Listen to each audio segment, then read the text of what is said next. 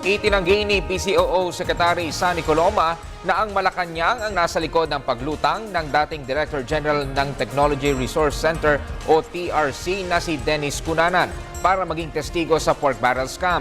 Ayon kay Secretary Coloma, walang batayan ang aligasyong ito.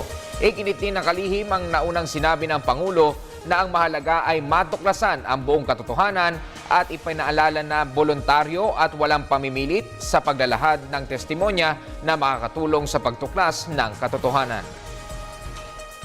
Walang batayan yung aligasyon na patungkol doon na nakikialam ang Pangulo, ang Malacanang, dahil ang batayang prinsipyo naman ay yung pagbatay ng pagkilos sa konkretong ebidensya.